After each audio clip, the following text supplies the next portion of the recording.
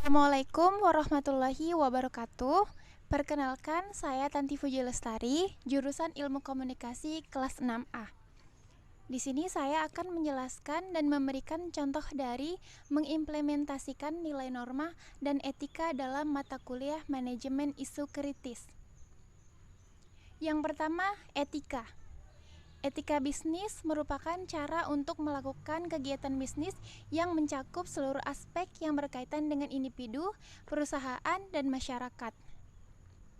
Cara menerapkan etika bisnis yang baik di perusahaan bisa membuat suatu nilai, norma, dan perilaku seluruh anggota untuk menciptakan hubungan kerja yang adil dan sehat, baik sesama rekan kerja maupun dengan pelanggan.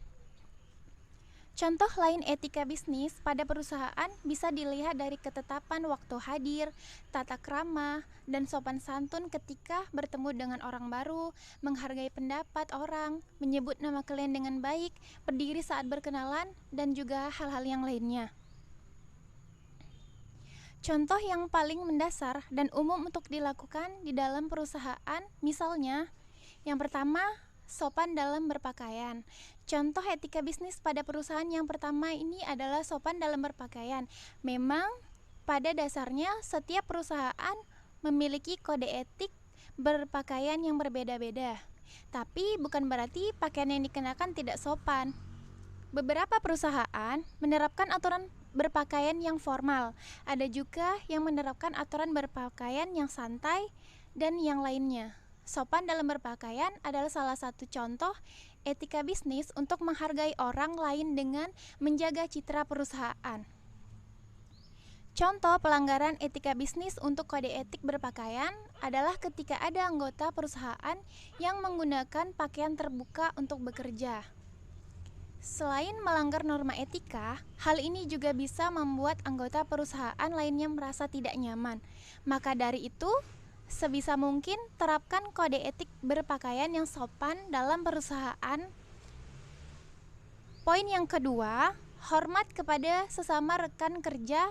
Contoh etika bisnis pada perusahaan selanjutnya yaitu merupakan hormat kepada sesama rekan kerja. Etika yang sederhana ini tidak hanya berlaku kepada rekan sekerja aja, tetapi juga kepada atasan dan bawahan di perusahaan. Tujuannya itu untuk membangun hubungan yang lebih baik dengan seluruh anggota perusahaan, sehingga nantinya bisa meningkatkan produktivitas dan kerjasama antar tim. Sedangkan contoh pelanggaran etika bisnis untuk yang satu ini adalah ketika anggota perusahaan yang bertindak secara semena-mena kepada rekan kerja lainnya. Seperti misalnya melakukan diskriminasi jabatan hingga melakukan pelecehan seksual secara verbal ataupun fisik.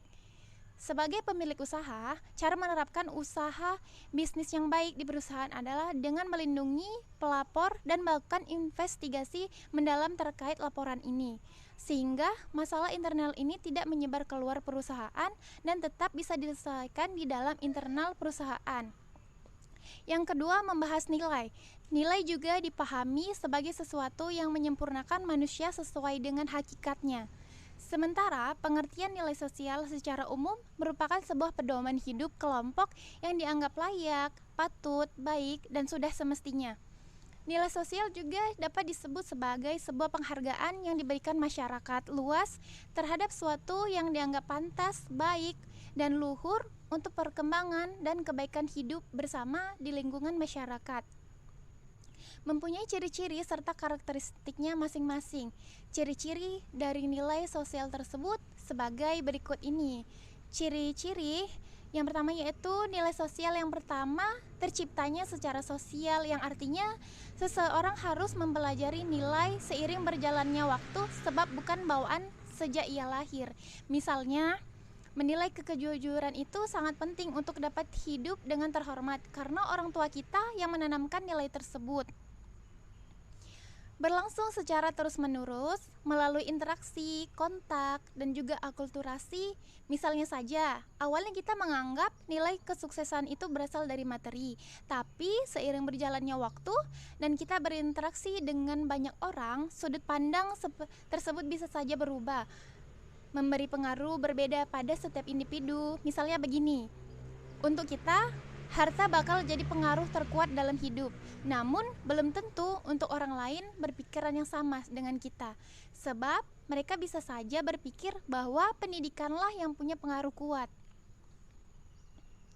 Dapat melibatkan emosi dan perasaan, sebab dalam menjalankan nilai sosial, seseorang harus dipengaruhi oleh apa yang mereka rasa atau emosi. Misalnya, kita membantu seorang yang sedang kesusahan di jalan karena merasa berempati pada orang tersebut. Contoh dalam nilai sosial ada 3, yaitu yang pertama, jujur. Keteguhan yang tidak dapat tergoyahkan dalam menjunjung nilai-nilai, keyakinan, dan prinsip. Itulah yang dimaksud dengan jujur. Yang kedua, loyal. Melayani pelanggan lebih baik dengan mengidentifikasi, memahami, memuaskan kebutuhan dan keinginan serta harapan. Yang ketiga, inovatif. Upaya yang terus dilakukan untuk mengembangkan dan memperbaiki usaha, produk, layanan, maupun proses. Yang ketiga, di sini saya akan membahas mengenai norma. Norma adalah sesuatu hal yang memberi pedoman tentang bagaimana kita harus hidup dan bertindak secara baik dan tepat, sekaligus menjadi dasar bagi penilaian mengenai baik buruknya perilaku dan tindakan kita. Intinya, norma adalah suatu pemikiran atau paham yang menentukan suatu tindakan baik buruk di mata orang lain dan pantas atau tidaknya suatu perbuatan itu dilakukan. Norma umum dalam berbisnis menentukan langkah terbaik dalam pencitraan bisnis yang baik.